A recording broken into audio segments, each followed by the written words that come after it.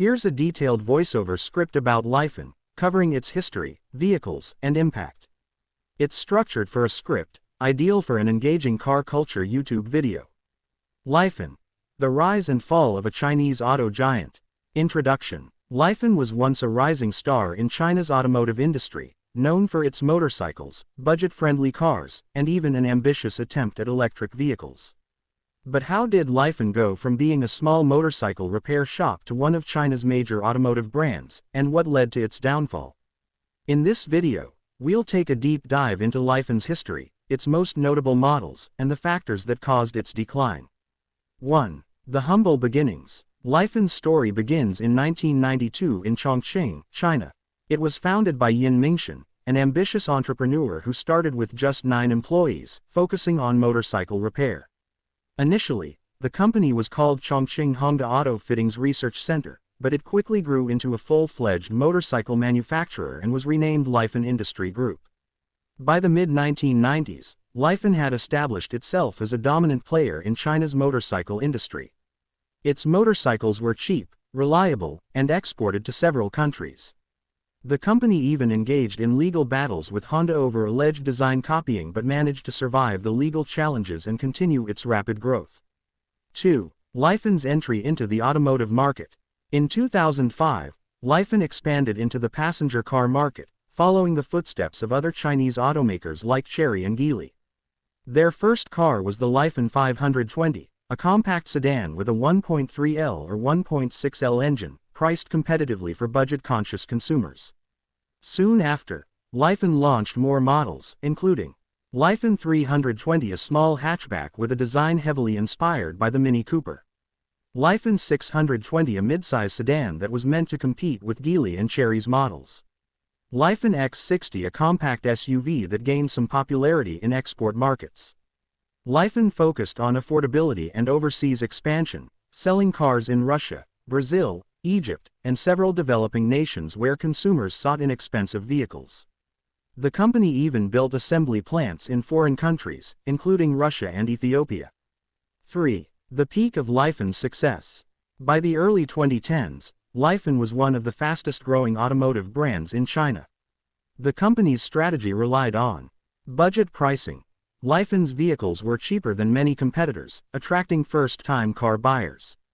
Export-oriented growth. While domestic competition was fierce, Lifan found success in markets where Japanese and European cars were too expensive. Motorcycle expansion. Lifan remained a top motorcycle brand, funding its automotive division through continued motorcycle sales. In 2010, Lifan even went public on the Shanghai Stock Exchange, further solidifying its position as a rising Chinese automaker. 4. Lifan's challenges and decline. Despite early success, cracks began to show in Lifan's business model. Several key factors contributed to its downfall. A. Poor vehicle quality and reputation. Lifan's cars were affordable, but they were often criticized for low build quality, outdated technology, and reliability issues. Many customers complained about engine problems, electrical failures, and poor safety ratings. Unlike Geely or BYD, which invested in research and development, Lifan struggled to improve its vehicle lineup. B. Rising competition from other Chinese automakers. By the mid-2010s, competitors like Geely, Chery, BYD, and Great Wall Motors had improved their cars significantly, offering more reliable and better designed vehicles at similar prices. Lifan couldn't keep up with the innovation race. C. Financial struggles and mounting debt. Lifan's financial situation worsened as its sales declined. The company took on massive debt to expand, but when sales slowed, it couldn't repay its loans. By 2019, the company was on the verge of bankruptcy. D. Shift towards electric vehicles. While Lifan attempted to enter the EV market, it lacked the technological expertise to compete with brands like BYD and NIO. The Lifan 820 EV, its first electric car, was largely unsuccessful, and its later electric models failed to gain traction. E. Government crackdown on low-quality automakers. The Chinese government began cracking down on struggling automakers, pushing for consolidation in the industry. Lifan, which had once thrived on making cheap, low-tech cars, found itself struggling to meet new government regulations. 5. The fall of Lifan and its bankruptcy. By 2020, Lifan was in serious trouble. Sales had plummeted, debts had skyrocketed, and the company was no longer competitive. In August 2020, Lifan officially declared bankruptcy and restructuring. However, in a surprising twist, Geely, one of China's largest and most successful automakers, stepped in to save Lifan. Geely acquired a controlling stake in the struggling brand and aimed to transform it into an electric vehicle company under the name Lifan Technology Group. 6. Lifan's attempted comeback with electric vehicles. After being acquired by Geely, Lifan shifted focus entirely to electric vehicles (EVs) and battery swapping technology.